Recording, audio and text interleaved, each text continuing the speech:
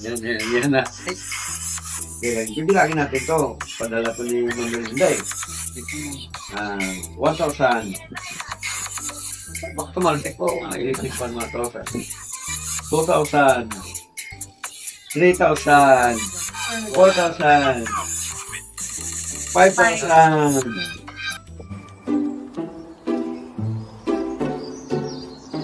Ano yan, dapat pumasok ka na doon sa mga opisina ng gobyerno na may regarding doon sa pagiging lawyer para pamilyar ka na doon sa kanilang gawain, or doon ka na mismo pagka-graduate mo, doon ka na mismo pumasok sa mga sa agency na yan, law firm na tinatawag yan. Kasi meron akong naging mga ka-business, mga kawakis. Minsan kasi nagkaroon kami ng inayos na kaso sa barangay na ang kanyang tatay ay inireklamo yung kanilang kapitbahay, ano. Pero yung kanyang anak, lawyer, no. Pero siyempre kasi sa barangay, hindi ka pwedeng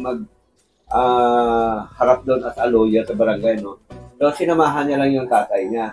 At yun nga nakakwentuhan ko siya na siya ay pasado talaga siya sa may bar exam, ano, at kasama pa nga siya sa top 20, ano. At siya ay nagtatrabaho yun sa pan. Pero friend, nabanggit niya yan sa akin. Sabi niya, kung may anak ka na balang araw, may planong gano'n, tawagan mo lang ako. Kaya yan, meron yung contact number sa akin. Kaya ngayon, kung sakaling papalarin ka, magka-graduate ka dyan, gagawin natin yun. Kontakin natin yung tao na yun. O kaya, pwede ka, baka doon, pwede ka na mag-duty sa opisina nila. Kasi meron silang law firm yung grupo ng mga abogado na isang agensiya na halimbawa, tumatanggap na doon mga kliyente nila. So doon sa agency na yan, doon sa pinaka-office, sa law office na yan, iba-iba yung kanilang specialty doon. Meron sa criminal case, meron naman sa civil case, at siyempre hindi kasama doon yung custody case. No? Mga kaso. Halimbawa, ang kliyente, ang kaso niya pang criminal, meron niya nang hawak sa kanya doon na mag-assist sa kanya doon. Halimbawa, civil case naman yung hawak ko. Meron naman doon na eksperto sa civil case, siya naman ang hawak doon. Pero sa kabuuan, marami sila, nagtutulong-tulungan yan sila. Kasi pagka medyo mabigat na yung kliyente at mabigat na yung mga kalaban, nagsasama-sama yan. Minsan, tatlong lawyer yan eh. Sumasama yan doon sa paghihiring o kaya sa pagkakaso, no? So, kung mali yan, mga binabanggit ko, mga kabisnes, correct lang, ano. Basta kasi, ganun, pagkakalam ko. So, ganun ang gagawin mo na. Ganun na lang gagawin mo. Kasi kung abang nag-aaral ka, doon ka na sa trabaho. Pwede ka doon magiging clerk sa opisina nila. Pwede kang kahit na utility lang muna. Pwede kang kahit janitor lang muna. O anong pwede doon. Basta doon ka sa sangay na gano'n, may kaugnayan doon sa kurso mo gano'n. So, gano'n. Ang maliwanag lang dito sa pinag-usapan natin, mga ka-business, gano'n ang target mo. Maganda naman kasi kung mayroon kang target, ano. Pag may target ka, lakihan mo na. Kasi pagka sumablay man, klate nun, malaki pa rin. Tama ba, Mac? Ito naman si Mac kasi ang kurso nito, graduate lang din ito ng business administration. Diba? Ilang taon ka na nga, Mac? 24. Oh, yun, 24. Graduate na ng business administration. Kaya, ano yan, connected din ba sa pagiging lawyer yun? Meron din kurso? Wala? Lawyer siya pag may pag-usap ka na, nagsisales talk sa tao. Kasi pag, business, administration, Bachelor of Science, major in marketing naman ako. At pag marketing naman, syempre, dapat magaling tayo mga sales talk. Oh. Doon pumapasok yung pagiging lawyer natin. Ang pwede mo dyan, pwede ka naman siguro sa CPA. Another, magdadagdag ka ng kurso. Mag-take ka ng CPA kasi magka-related yan eh. Kasi kaya ko nabanggit yung mga yan, nagkaroon ako ng mga ideya. Kasi nga, di ba, naging ahensi ako sa real estate. So nagkaroon ako ng mga kliyente, nagkaroon ako kliyente na yan nga, si Atty. Idon Dandal, lawyer, si attorney kanya. Tapos meron akong naging kliyente din na CPA lawyer siya, no? CPA na lawyer pa siya. Meron naman na CPA, tapos yung administration siya, no? Nagkaroon ako ng maganong kliyente, no? So, pero, siyempre, hindi ako masyadong maalam din sa bagay niyan kasi alam mo naman, bugabuhan ko lang yung aking ginagamit para makakuha ng mga kliyente ng araw. Kasi nung opportunity ko, medyo gwapo din naman tayo. Tama yan, tama. Baka naman. Oo. Tama naman. Maganda naman yan Noong araw. Kaya itong ipin ko bira ko na ito ngayong January. Kaya magpasensya nyo na. Anyway, maganda pa rin naman yan kasi may target yan. Ang importante, makagraduate ka. A few inches later. Makagraduate ka at makakuha ka ng magandang anak buhay kasi ikaw naman magdadala noon, friends. Si Ma'am Erlinda kami, alalay lang kami. Ang kinaganda nito, si friends kasi mga ka-business, isang scholar. Dahil sa na-maintain niya yung kanyang mataas na mga grado, kaya simula nung first year hanggang second year siya, scholar talaga siya. No? Ganun ba yun? Pag hindi mo na-maintain, di ba, magkakaroon ka rin ng problema doon sa binabayaran sa eskwelahan. Pag hindi mo na-maintain yung grade na hinihingi nila doon, kahit anak nung kakilala natin, dahil hindi niya na-maintain yung kanyang grade, kahit sa kandarapa rin yung tatay niya na dito, bayad ng tuition niya. Ang pagkakalam ko kasi sa isang taon, tingnan nyo lang kung tama ko. Pagkakalam ko kasi, sa isang taon, ang binabayaran dyan ay mga nasa 40 to 50,000. No? Yung isang taon. Siyempre, pagka hindi ka scholar, babayaran mo talaga yon, no? Pero ang pagbabayad naman yata dyan, 2 beses, doon sa first semester at saka second semester. Di ba bukod pa yung mga libro, siyempre pamasahe, kain mo, iba yun. Diba?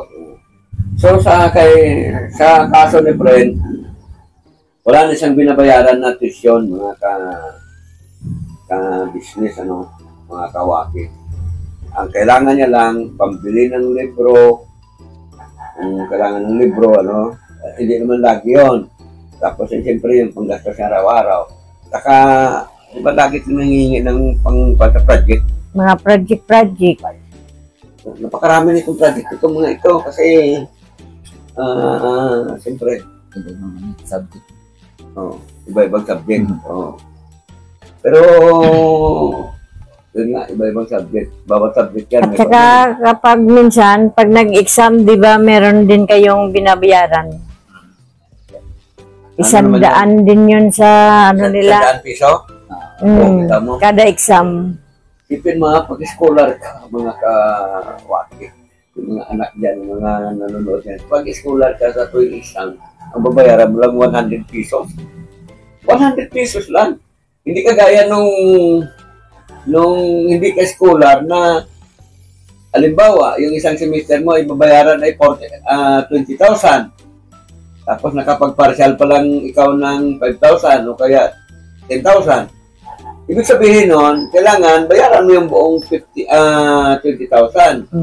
Kailangan bigay mo yun para bibigyan ka ng clearance para ikaw maka-exam. Siyempre, 100 lang. At saka, Pahirapan pa. meron yan, pag nag-exam, ang reviewer, binibili. Wala na kasi nga sa computer siya nag-review. Yun nga, yung sa iba ba? Sa ibang mga estudyante. Pero ito si Friends, ang ginagamit niya kasi, di ba parang may online ka, nakikita ko may online ka rin na subject minsan. Pagkalanganing ba? Kasi sila tuloy-tuloy sila, mga kabisnes, halimbawa, yung may mga hali-halig yan, sila tuloy. Kahit linggo, di ba parang may pasok kayo? Hindi, Sabado lang. Oo. Si kay Makmak, yung kahit linggo may pasok siya Depende naman sa sa subject. So yun. Yun pala, ang may pasok kahit linggo si Makmak. So yun. Kanina lang nagpadala si Ma'am Erlinda, no? Para na dito sa budget ni Prince para pang January, ano? So, Parang isang buwan niya na budget. oo. Kamay. Ay. Oo.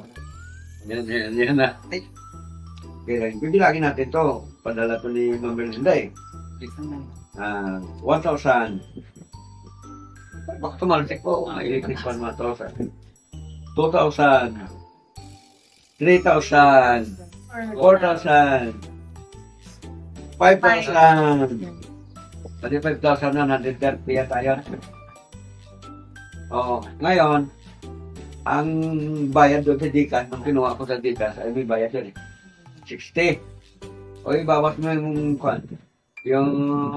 60 doon sa 5,130. Ilan na lang natitira?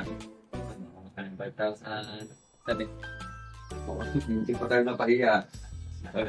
5,070. So, may susuklian ba sa akin na isang tanto? 30.